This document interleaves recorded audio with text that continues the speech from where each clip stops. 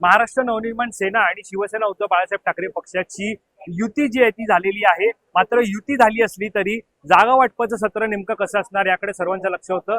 मात्र यामध्ये भांडूपच्या एका जागेचा प्रश्न होता आणि त्या संदर्भातच आता चर्चा करण्यासाठी माझ्यासोबत रमेश कोरगावकर आहेत. त्यांच्याशी आपण बातचीत करणार आहोत. रमेशजी, युती झालेली आहे, काय सांगाल एकंदरीत? आज एक मोठा आनंदाचा क्षण आहे. मराठी माणसाच्यासाठी फार महत्वाची गोष्ट आज या ठिकाणी घडली की बऱ्याच वर्षापासून सगळ्यांच्या अपेक्षा होत्या की दोन बंधू एकत्र यावेत आणि मराठी माणसांना वाटत होतं तो आज क्षण सोन्याचा या ठिकाणी दिवस अशा प्रकारचा मी उल्लेख करेन. त्या दिनाचा किंवा त्या वेळेचा मी साक्षीदार म्हणून मला राहण्याचं भाग्य मिळालं. त्याबद्दल मला फार आनंद आहे. इनकमिंग आउट गोईंग आता सुरू होईल. कशासाठी होईल साहेब? उलट आमच्याकडे तर आता जास्त करून इन्कमिंगच होईल. इतर पक्षातले देखील मराठी जे प्रेमी असतील त्यांना वाटते की मराठी माणसासाठी मुंबई आणि महाराष्ट्र राहायला पाहिजे, त्यासाठी आमच्याकडे या ठिकाणी ठाकरे बंधूंकडे इन्कमिंग जास्त प्रकारचे सुरू होईल. एक प्रश्न आहे, शिवडीच्या जागेचा तिढा निर्माण झाला होता, अशा चर्चा होत्या. यामध्ये कोरगावकर सुद्धा निवडणुकीच्या रिंगणात तथ्य आहे का या सगळ्यामध्ये? नाही, चिवडीचा नाही, चिवडीचा ते माफ करा, भांडूपचा. भांडूपच्या जागेचा तिढा म्हणता येणार नाही. शेवटी निवडणुकीमध्ये वाटाघाटी करत असताना काही अडचणी असतात. दोन्ही पक्षाकडून मागणी असते. तशा प्रकारची मागणी आमच्या दोन्ही पक्षांकडून त्या ठिकाणी वार्ड क्रमांक 114 साठी होती. कारण हा वार्ड क्रमांक 114 हा शिवसेना उद्धव बाळासाहेब ठाकरे हा पक्षाचा बालेकिल्ला अनेक वर्षापासून आहे. मी देखील त्या ठिकाणी 3 ते 4 वेळा निवडून आलेलो आहे नगरसेवक या नात्याने. त्यामुळे तिकडच्या कार्यकर्त्यांचा, पदाधिकाऱ्यांचा आणि त्या वार्डच्या सर्व शिवसैनिकांचं म्हणणं होतं की हा वार्ड जो आहे हा वाटाघाटीमध्ये जास्तीत जास्त आपल्याकडे राहावा. भांडूपच्या जास्तीत जास्त जागा आहेत ज्या शिवसेना उद्धव बाळासाहेब ठाकरे या पक्षाकडे राहाव्यात अशा प्रकारची मागणी पदाधिकाऱ्यांची आणि शिवसैनिकांची होती, ती आम्ही पक्षप्रमुखांकडे दिली. पण ज्या प्रकारे आता या वॉर्ड संदर्भामध्ये जर मनसेने दावा केला तर तो दिला जाणार का नाराजी असल्यामुळे बंडखोरीची सुद्धा शक्यता आहे? मला वाटत नाही बंडखोरी होईल. त्याचं कारण शेवटी आपण कोणत्या गोष्टीसाठी एकत्र आलेलो आहे ते म्हणजे मुंबई आणि महाराष्ट्रासाठी आणि मराठी माणसासाठी. त्यामुळे फुटणं वगैरे जाणं ह्या गोष्टी ज्यांना पक्षाने मोठं केलं ते लोक तर नक्कीच करणार नाहीत. कारण दोन्ही पक्ष मराठी प्रेमी आहेत, हिंदू प्रेमी आहेत, अशा प्रकारची भूमिका आहे. बंधू म्हणून एकत्र आलेलं कुटुंब ठाकरे हे एकत्र आले आहेत. मात्र कार्यकर्ता यामध्ये ज्याची इच्छुक अनेक उमेदवार आहेत त्यांना सुद्धा वाटतं, जसं तुम्ही उल्लेख केला की शिवसेनेकडे बऱ्याच जागा या राहाव्या. मात्र जर त्या जागा, काही जागा आहेत किंवा त्यातली कुठली जागा आहे ती मनसेच्या वाट्याला गेली तर त्याला पाठिंबा असणार.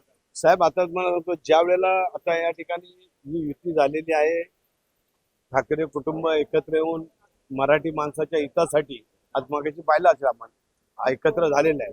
त्यामुळे वाटाघाटी असो, वरिष्ठांचा तो निर्णय असेल तो आम्ही या ठिकाणी पदाधिकारी म्हणून, शिवसैनिक म्हणून तो नक्की मान्य करू आणि ज्या पक्षाला ज्या ठिकाणी ज्या पक्षाला जागा जातील त्या उमेदवारांना निवडून आणू. मुंबईचा महापौर हा मराठीत झाला पाहिजे या भूमिकेचे आम्ही आहोत.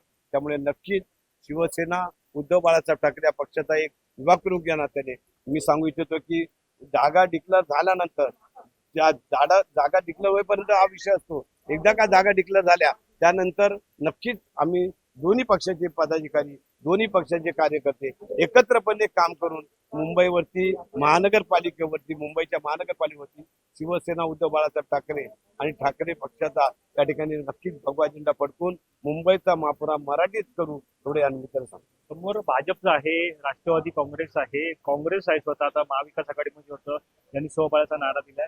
अशा आव्हानांना कसं काय सामोरं जातं? साहेब, आव्हानं पेलवण्याची ताकद एवढ्या वर्षापासून आम्हाला आहे.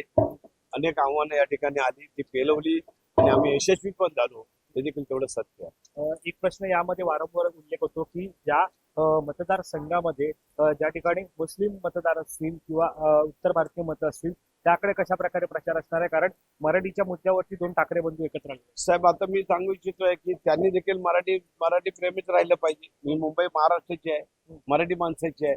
या ठिकाणी ते आले आहेत, परप्रांतीय जरी असले तरी बाळासाहेब म्हणायचे की ते मुंबईकर आम्ही समजतोय, जर या ठिकाणी त्यांनी मानत असतील तर.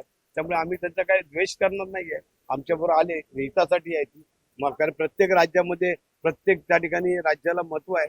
केरळला केरळ आहे, तामिळनाडू तामिळ, गुजरातला गुजराती आहे. तसं महाराष्ट्रामध्ये आम्हाला मराठी भाषेबद्दल आम्हाला अभिमान आहे आणि इथे राहणाऱ्या प्रत्येक व्यक्तीला, मग तो कोणत्या जाती धर्माचा का असो, त्याला या महाराष्ट्रामध्ये आणि मराठी माणसामध्ये अभिमान वाटलाच पाहिजे. 114 या जागेसंदर्भात काय सांगितलं? 114 हा वार्ड हा शिवसेनेचा पारंपरिक या ठिकाणी निवडून येणारा वार्ड आहे.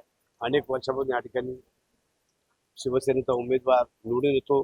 त्यासाठी आम्ही आमच्या पक्षासाठी हा वार्ड राहावा अशा प्रकारची मागणी, म्हणजे भांडूपचे जास्तीत जास्त वार्ड जे शिवसेनेचे नगरसेवक देखील निवडून आलेले आहेत ते जास्तीत जास्त वार्ड या ठिकाणी राहावेत अशा प्रकारची मागणी आम्ही या ठिकाणी केलेली आहे. तर या सगळ्यामध्ये आपण पाहतो की एकंदरीत रमेश कोरगावकर होते, त्यांनी आपल्याशी बातचीत केली आणि ज्यामध्ये भांडूपमधील बऱ्याच जागा ज्या आहेत त्या सध्या युतीची जरी चर्चा होत असली तरी शिवसेनेकडे राहाव्या अशी त्यांनी मागणी केली. मात्र यामध्ये वारंवार सध्या सातत्याने चर्चा होत आहेत, त्या म्हणजे की ज्या रमेश कोरगावकर आहेत त्यांच्या पत्नी आहेत त्या सुद्धा इच्छुक असल्याची चर्चा आहे.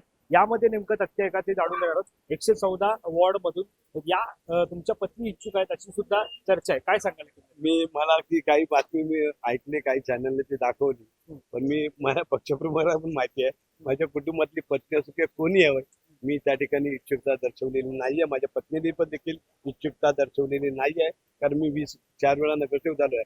येणाऱ्या काळामध्ये ज्यांना कोणाला उद्धव साहेब संधी देतील त्यांना ती मिळावी अशा प्रकारची प्रामाणिक इच्छा त्या ठिकाणी निर्माण केली आणि त्यामुळे माझी पत्नी त्या जागेसाठी म्हणा किंवा नगरसेवक पदासाठी कुठे इच्छुक नाही. धन्यवाद आमच्याशी बातचीत केल्याच्या संदर्भात. कॅमेरा पर्सन अजय सर, वैभव पाटील, मुंबई.